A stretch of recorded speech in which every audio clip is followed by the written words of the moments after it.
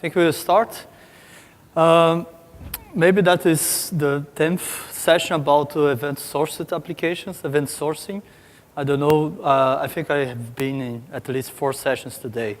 But I hope this one will give a different perspective, because we'll actually talk about just functions and why it's important to understand and know those functions.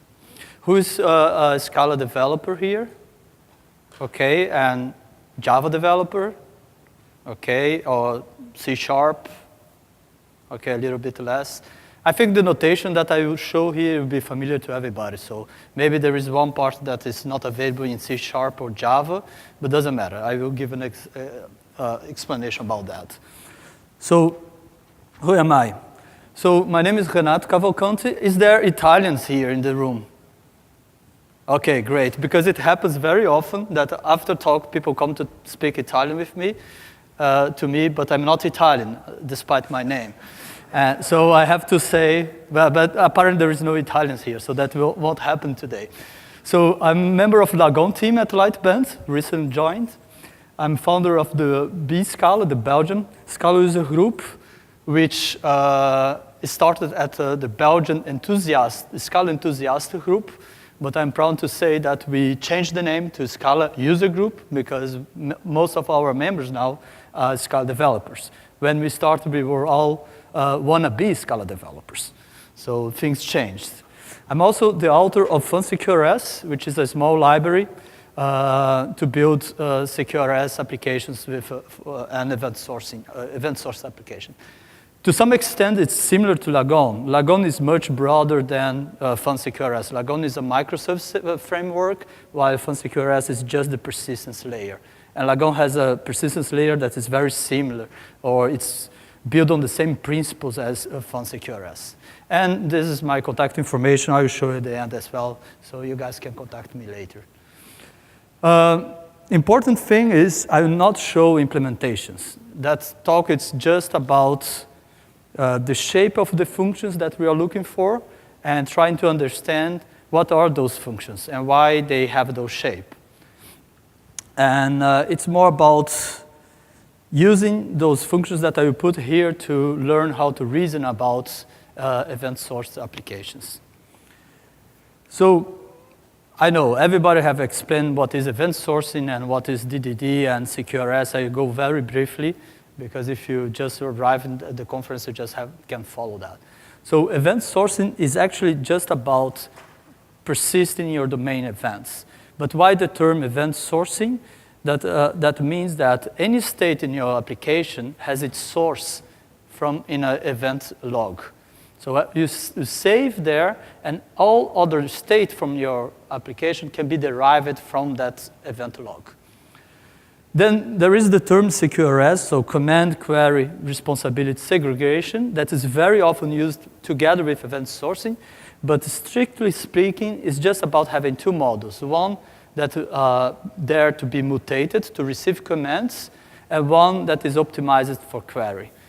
You can build a SecureS application without event sourcing. I have seen that, but I think it's a bad thing to do because you add complexity without taking the advantage of event sourcing. But I have seen that, and it was working, and well, you know, out there we see very strange things, no? So I will not recommend such a thing, but you can do the other way around. Event sourcing does not imply SecureS. You can have a system with only one single model and still do event sourcing. So there are drawbacks, and depends on the kind of application you want to build. And that talk is not about DDD, domain-driven design, but I will just introduce the term aggregate because in the context of the functions that we use here, it's what is the equivalent of the right model in SecureS applications, or also the consistency boundary in event-sourced applications. I will give my own definition of aggregate later, but the definition of aggregate in DDD, it's about creating a consistency boundary where you have a model. It can be one or many objects, but together they are always consistent. Later on, I have an alternative of interpretation of what is an aggregate in the context of event sourcing application. We'll see what that is. So let's look into the functions of today. So the first function that we'll be looking to is the command handler. And the command handler will start with, I would say, not the best implementation of it. And we'll grow and discover what is the final shape of that. So I will start, let's see if that works. I start with an aggregate, my state. It receives a command, and I will produce a sequence of events. I can emit one event or many events. I would say not yet the right function, but we'll start from here. The next function that I want is the event handler. And then I have a state, the aggregate, I receive an event, and I update that state, producing a new aggregate. And then comes the question, why I don't have that function here? Why I have two functions and not that one? Where that last function where I have a state, I receive a command, I produce a new aggregate, and I produce the events.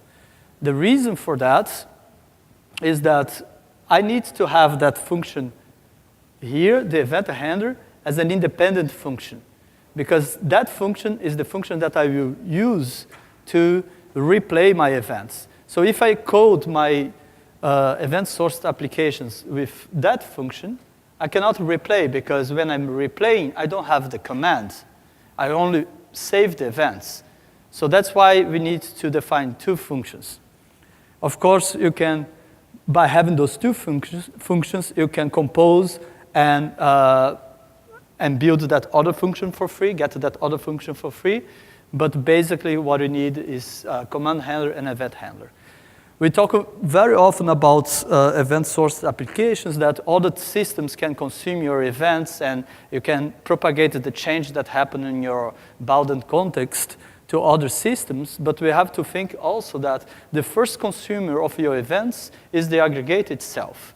It's there to consume the events that are emitted and mutate itself to go to a next stage so it can receive a new command.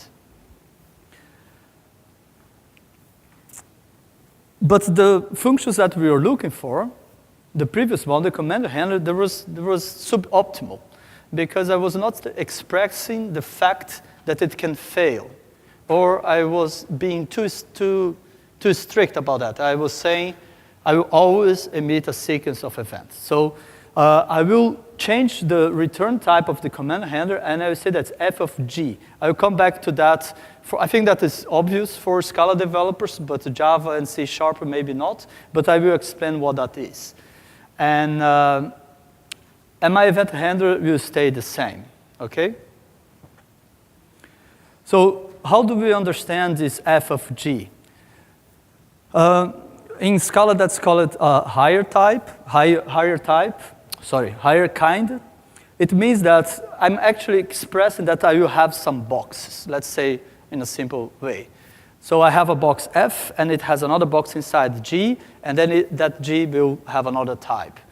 And we'll define that the outer box F is a context, we can call it like that, that can express success or failure. And the G type can be any type that can express quantity, 0, 1, or many. For example, we have here, I will replace the F and the G by a try in a sequence. So I'm saying that this command handler in particular can fail, because the outer type is a try, and if it succeeds, it will emit 1, 0, it can be 0 because the sequence can be empty, it will emit 0, 1, or many events. But then we have a problem. How I can now express the fact that I will never fail, and I will always emit one single event.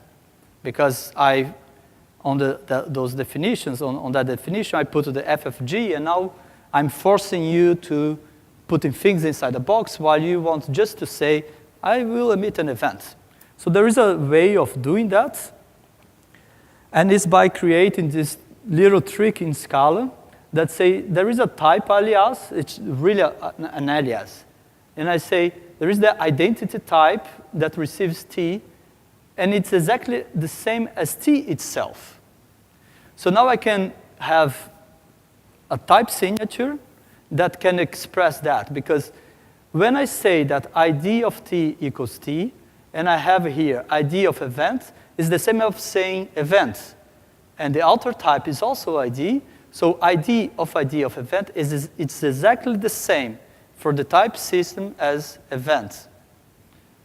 But again, we are here, I'm using the type system and expressing things in types just to be able to reason about what are the things that I need. Does it need that we have to encode like that? I have built system like that, but not necessarily you have to do like that. But maybe what you have to do is have alternative ways to express those types. So here is the same. I'm saying I will never fail because ID cannot express failure, but I will emit a sequence of events. If I want to fail on those command handlers, I have no other option than to throw an exception. And obviously, I can use the F and G to use other types to express F and G. So there is the try of ID. It may fail, but if it succeeds, it emits strictly one event. The other one, a try, it may emit an event or not. It may fail, but if it succeeds, maybe it will emit nothing. That's very useful when you need a command handler that is idempotent. You send a command, and you decide that, well, because of my current state of my aggregate, I have nothing to emit. I will not emit an event. I will not mutate anything. So try option event give you this kind of signature, this kind of semantics. And you can go further and also decide that we'll emit other types that are even not yet existing. So the either type exists in the Scala language, but it has two type parameters, the left and the right. But what I'm doing here is create a new type of T that has only one type parameter because the error is already bounded and the other one is still open. And now I can use that type to define my command handlers. Okay? So that's just about what is the return type of a command handler, and what are my possible options. Later we'll see if we really need to do like that. There are many possibilities. And why I need different types there? Because for a given domain, I will have different command handlers, and each command handler may, for my domain, may emit different kind of results. So if I have an account and there is a deposit, I will always accept it, especially if it's my own account. You can always send money to me. However, withdraw, I have to validate if I have balance for that. So the withdraw command handler, there I need to explicitly say, well, this one may fail.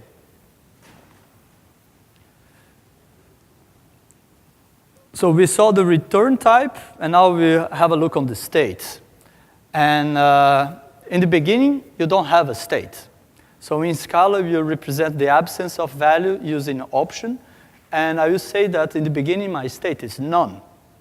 So the shape of my two functions now change quite a bit. And there are a big consequence of doing that, I will explain in a while, is that I have an option. State is option of aggregate. I have an option. I receive a command, and I will remit my results. And then my event handler is an option of aggregate. Event returns an option of an aggregate. And there are some annoyance on that, but we'll see that in a while. What is the result, the consequence of having the events like that? But before we analyze that problem, I will bring another thing into scope, which is that an aggregate, and that's my alternative definition of an aggregate in event-sourced applications, is that an aggregate aggregates its past. what is the past of an aggregate is the history of all the events that were ever emitted. So I'm defining here another type so we can help ourselves on reading. There is a history. It's equivalent of a sequence of events. And there is that state that is maybe empty or not. And I will say the first observation is that when my history is an empty sequence, it's not possible to have any state. I don't have a history. I don't have a state.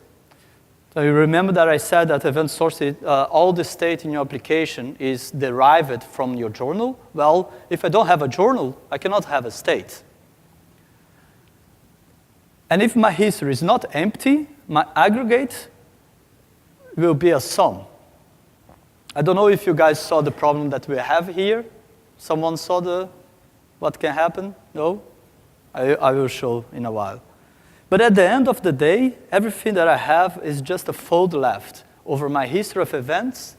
Using my event handler, I can rebuild my state, my aggregate. So let's see. I will explain now what is the problem of this event handler that goes from state to event to state.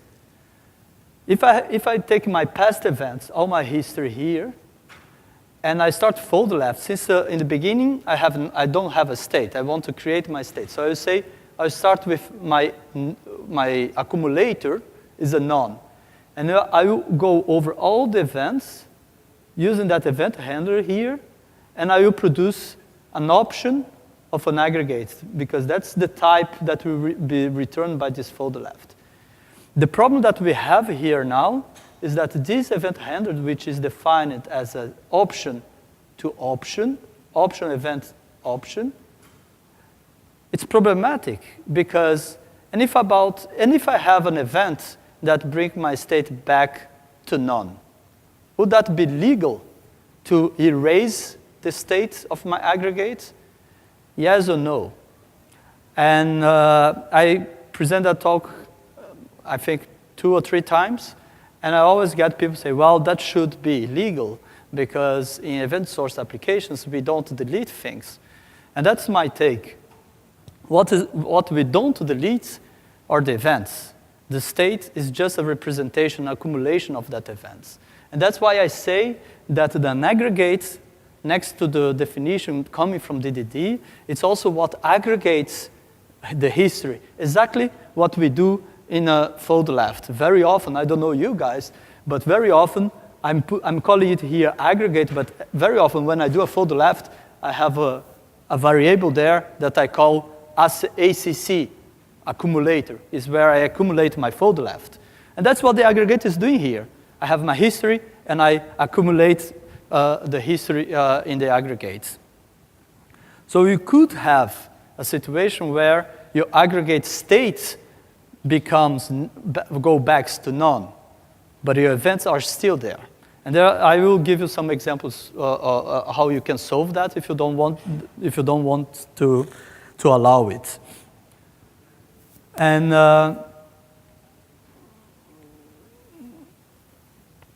the thing is, those are the foundation functions, okay? But the foundation functions, they are hard to work with. I don't want to have this option all the time, because if all my functions they start with an option of an aggregate, I have already 2 branches. I have what I do if it's a none, and what I do if it's a sum. And I don't want to deal with that. So basically, I can implement an API on top of that, so I can produce other kind of functions that kind of solve that problem for me. One thing also that I find it interesting to say is that, well, are those functions the real foundation for it? Well, I'm convinced that they are, because I've been implementing an event source application for 4 years now, and maybe the first year I was struggling and experiment with different things.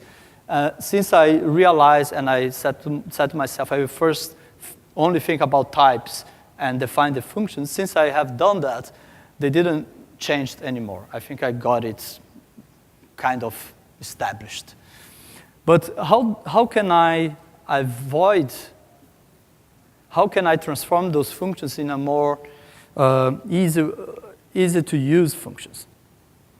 So I'm putting here on top the two foundation functions that are used in the option and the f of g. And I will propose here some possible implementations. The first implementation that I will propose, and that's all about how you can build an API on top of those functions, okay? I will propose that we have a first command handler that goes from nothing, receives a command, and emits events. And the other variation of a command handler will be, I have an aggregate already, I have some state, I receive a command, and I may emit events according to my F and G, okay? And at the same time, I can define the event handlers, and they will have a similar shape. At some point, I have nothing, I receive an event, and I produce the first instance of the aggregates, and further, I continue updating that. And that's a little bit about being opinionated and choose the kind of API that we want to provide to yourself and your colleagues or to the users of your library. Because there are two things here. First, by requiring the user to provide those two functions for command handler and for event handler, I'm saying I acknowledge the fact that at some point I don't have a state, and that whatever I create, it's about two phases. First you create, think about a constructor, and then you update your model. Same thing for the event handler. At some point I don't have one and I need to create it. And I like to call the first command handler, the first event handler, as the seed handlers. There is a seed command, which is the first command that you ever get in your system that will emit the first event for that given aggregate that we are building. And there is the seed event, which is actually isomorphic to your constructor. That seed event will create the constructor. And another observation on those functions here, let's say that I build an API with those 4 functions here, is that I'm not allowing you to delete the aggregate. I'm not providing a function that goes from aggregate, receives an event, and returns nothing. So I block you to delete the aggregate.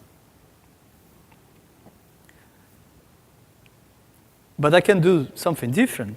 I can, instead of asking you to provide me those 2 functions, I ask you to provide me an initial state, which is also a valid one, but it has its consequence. If I do that, then you may, let's imagine that we have an initial state is a kind of fake state of empty state. Well, I cannot avoid you to have an event that bring your aggregate back to that initial state.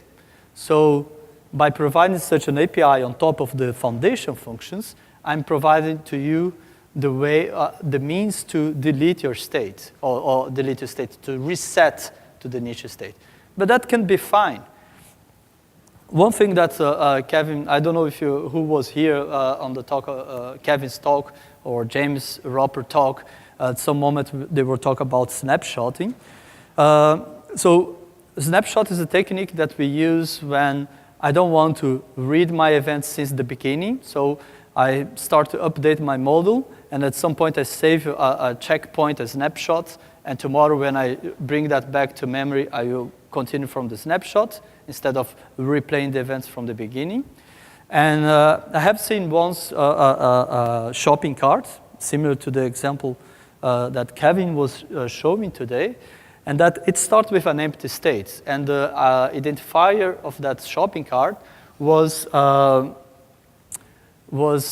user ID. And what happens is that the shopping cart got the first item, so it moves from the empty state to not non-empty state that has some item.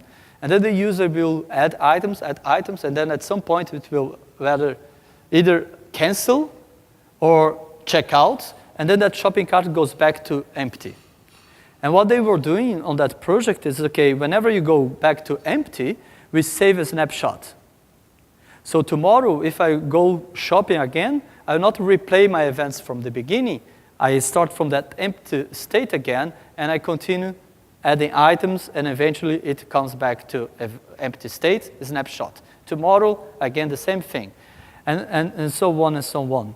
And then when you read the event log for this specific user, you could see the whole shopping behavior of that user, if the user was adding items and canceling the order, or if he was adding items and buying the products. And so what I want to say is that resetting your aggregate to an initial state is not illegal. And resetting your aggregate to back to none is not illegal, according to event sourcing. What is illegal is to delete your events. But as Jonas also said, unless there are regulations or moral reasons, you have to, at some point, you have to change your event log. Another kind of possible implementations here for Java API, I don't have the possibility to encode f of g of event like the foundation function. So I can decide that I don't offer those options. So I will, oops, nobody read anything. Huh? So what I will do is say, instead I ask the user to provide two commands. One that emits one single event and one that emits a sequence of events. And if there is an error, it's fine for me, I throw an exception. At the end, that's not that I like to do that, but that's what we are used to do in Java. So that those signatures, they are more close to what Java would expect. So the point here is that I have the foundation functions to help me think about what are my functions, but the implementations of those functions can be can have many different shapes.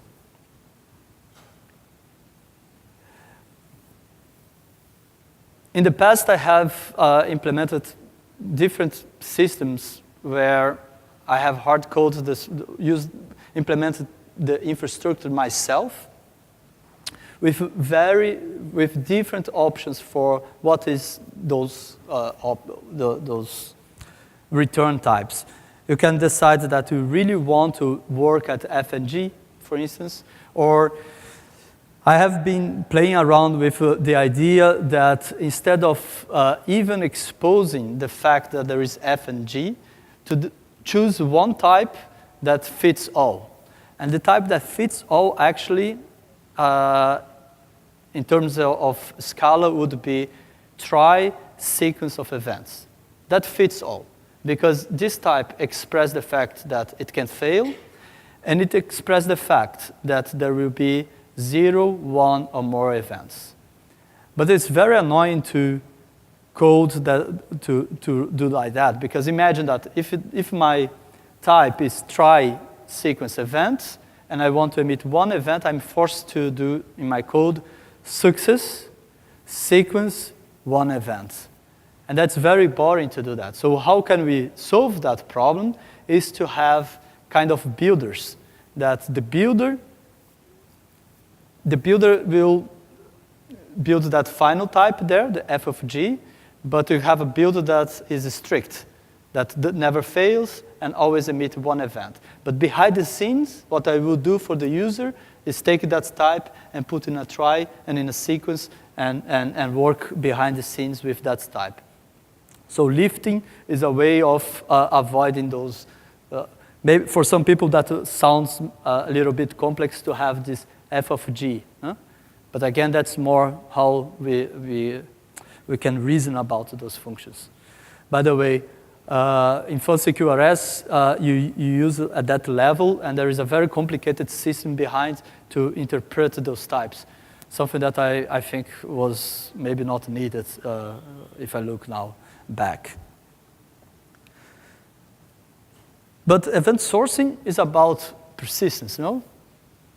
And those functions are not expressed in that. There is nothing about persistence there. And that was made on purpose. And one thing that is similar in Lagoon and in fancy QRS, both libraries adopt the same principle, is that An aggregate is not an actor. By the way, both libraries, they work on top of Akka, and Akka persistence is a very good abstraction to build that. But if you go use Akka persistence directly, which is okay, and you can have those have the same outcome. If you go do yourself, I believe that there are lots of extra things that you have to take into consideration. So the idea of having those function foundations is to really let the users, us, the developers, concentrate on the domain modeling. And by domain modeling, I mean if I have a natural number as a model, and I have the commands add or I changed my example was an account. If it's an account, what are the possible operations on an account? Well, create account eventually. You start the account, you close the account, you make a deposit, you withdraw money. When you have an API that helps you only to concentrate on that, you reduce complexity, because it's only about focusing on the domain that you're trying to solve. So the foundation functions should have nothing about persistence. Persistence is something that is for the framework, for the infrastructure where you want to run your code. So what an infrastructure will give to me, or a more low-level component, it will give me the possibility to read my existing events and replay my state. How does it happen in Akka, for instance? Who knows Akka persistence here? Well, not much. Okay, I will explain how it works. So you have an actor. Who knows the actor model? Okay, better. So it's okay then. I can explain Akka persistence without introducing the actor model. So well, let's see the time. Okay, I think it's okay. Basically, what the Akka persistence will do for you is you send a message. To an actor, you send a message, no? So that message will be that command. Once it arrives, if you are coding that directly inside Akka persistence, you will emit events, you generate your events, and you ask it to persist, okay?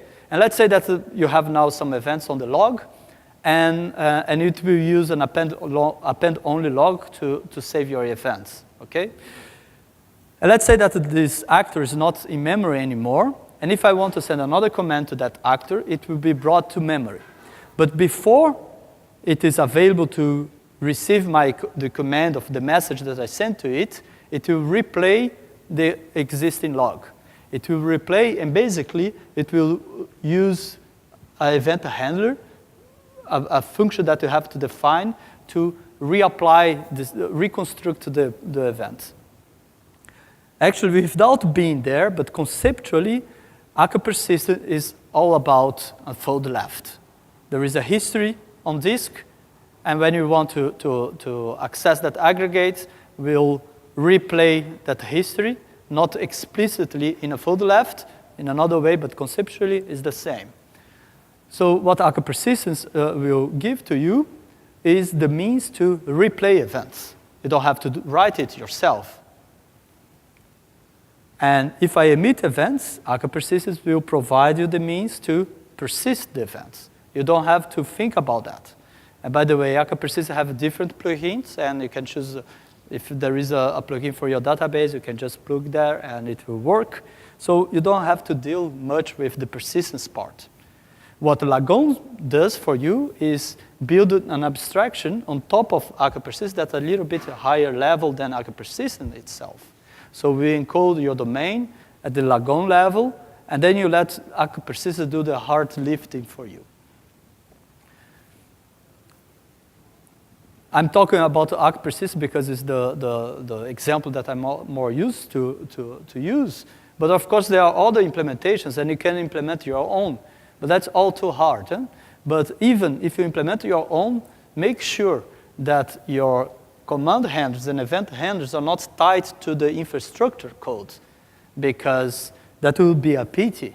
I mean, it's about defining and choosing the right level of abstraction. So Akka persistence and Lagoon will also have a mechanism for saving snapshots.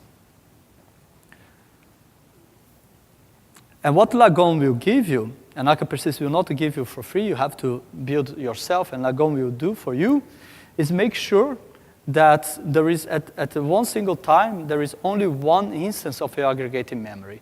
Imagine if you don't do it, and you bring 2 instances of them in memory. Well, what may happen, well, basically, to be honest, that won't happen in Akka. If you try to do that in Akka, the first one will come in memory. If you try to create another one, it will fail. But I will not go into the details here.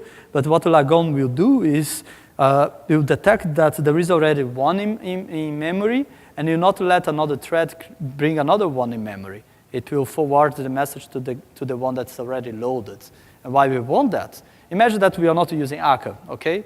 I'm just using something that I create myself. If I don't take that in consideration, I bring 2 aggregates for the same instance, for the same ID into memory, I have 2 threads sending commands. They are producing events that will end up on the same event log, but is that consistent? If I withdraw, if both are withdrawn for the account, of if one is closing the account while the other is putting money there, which one will win? I will have an inconsistent event log, and the event log must be consistent. What the event of consistency is the consumers of that event log, but the event log itself, we want to have it consistent.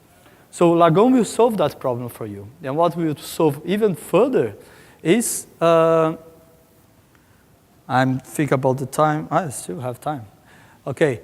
What Lagoon will also do for you is allow you to have to use your aggregate spread in a cluster. You don't have to do anything. It will solve that problem for you.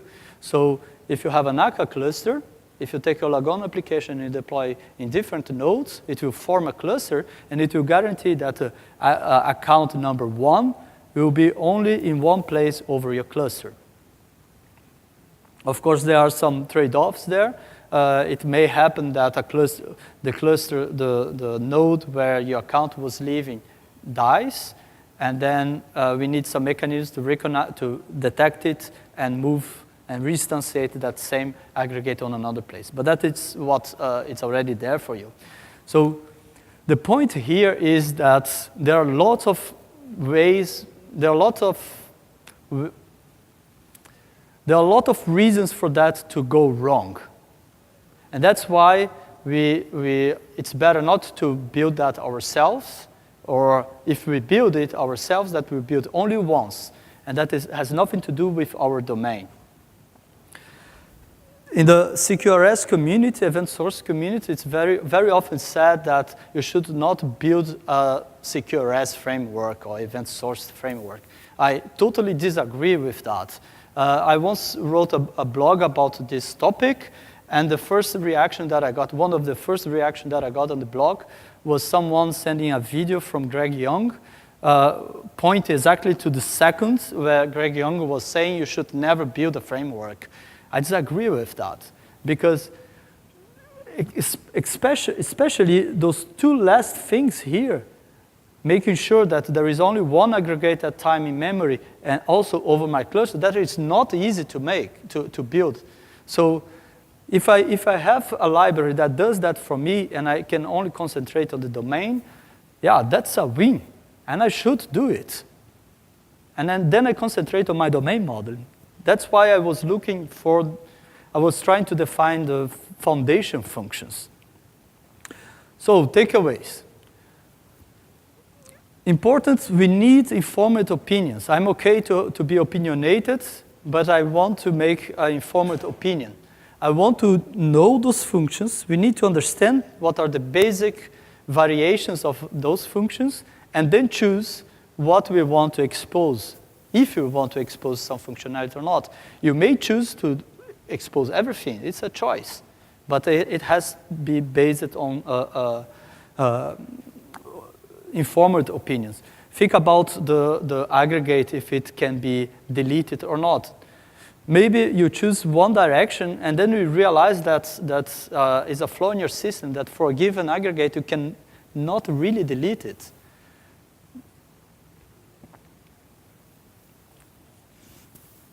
it's also true that the closer you are to the foundation functions, the more power you have. And, but again, you should be able to reduce the friction by building an API on top of that.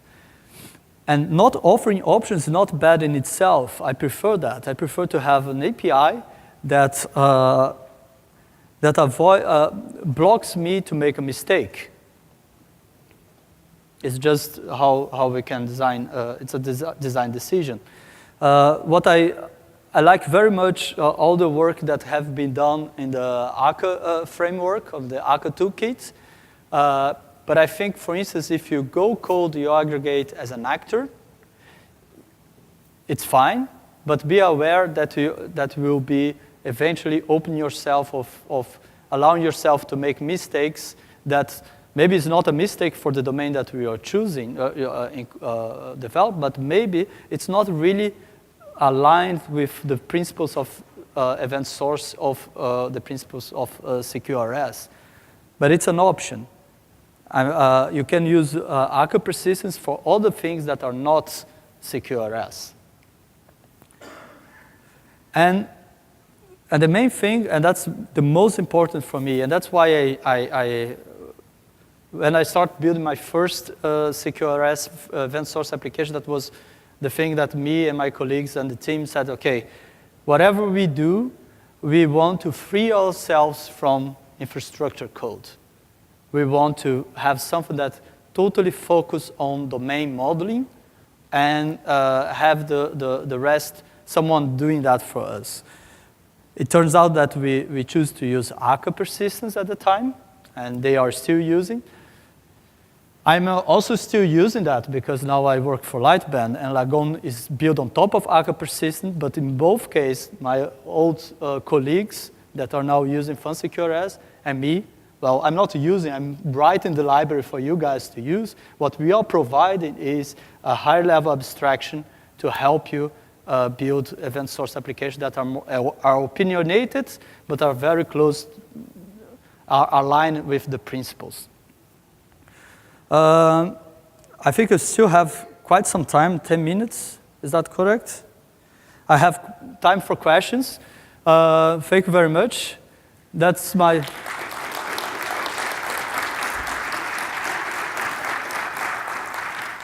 We have like 8 minutes for questions, if I'm calculating that correct. If you have a question, please come to the phone, to the mic, because then it gets recorded.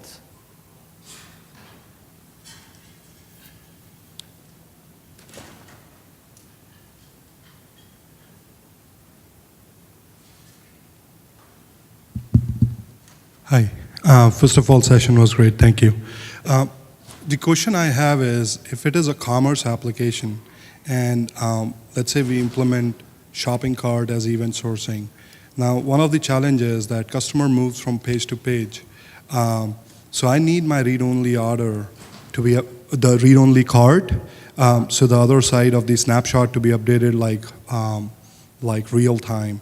So in this scenario, if we implement it as event sourcing, what do you recommend? How can we ensure that my state or the final state is going to be updated and will be in memory, and I would not have to go in, dip in to build that state again and replay everything? Yeah. Okay. I don't know if I got the question, but I think the problem you're concerned about event consistency on the read side. Well, here's the thing. Most of the time, this kind of system will introduce event consistency, but it should not be a requirement. It should not be a requirement. That's the case now for Lagoon and Akka, but it's all about the throughput that you need, because I have seen event source systems that have two models, write side and read side, and they emit the events and they take the events. They update the read model, and then save everything in the same transaction. And if you do that, you always have your view model updated. However, you penalize performance. I think that for a shopping cart application where you have only one user, that would be acceptable. But then you have to introduce the transaction over the events and the read model. Another way of solving that is to use a system of versioning. For each event that you apply, your aggregate goes, actually you put an event, a version number on the event. Each event that you emit, there is a version number. So you start increasing that number, and then you go, I have done that with Akka. If you know how to do that in Akka, it's quite trivial. What I have done is I added these version numbers on the events, and then I return the version number. Once I apply, send a command, I get back the version number. And with that version number, I can go subscribe to my view. And I say, okay, when that view reaches that version number, I want to have it back. And because everything is a future, that future, when that completes, you flat map on that other one, and when that completes, you get it. That may fail if you are under higher, huge load, because the second future is dependent on the read size. It can take time. But in a system with low load, that works pretty much well. So I have one more question associated to that. So you talked about that the library provides the ability to replay the event for us. And so we do not have to kind of consolidate or aggregate those events. But you talked about snapshot as well. Is snapshot mechanism out of the box part of the library as well? Yes. So it's there, it's built in Akka. Well, it's not really true. Akka have a plugin architecture for Akka persistence, and there are Akka persistence for the event logging, and some plugins, most of them also provide the snapshot in part. But you may create Akka persistence plugin that only provides the log, okay? But most of them provide both. And what Lagoon will do is on every 100 events, it will save a snapshot. There are some people in the community that say that the snapshot is not really important, because think about a shopping cart. How many events you have there? Like 10 items? Who is buying 3,000 items in one shot? Replaying the event log for a shopping cart is trivial. But I have built systems that for one given instance of an aggregate, I had more than 500,000 events. So I don't want to replay 500,000 events each time. And what we'll do is, if I put a snapshot here, next time I load first that state, and I may have events that happen after that snapshot, and then I will replay only those events. So you optimize on that. Yeah. But it's there.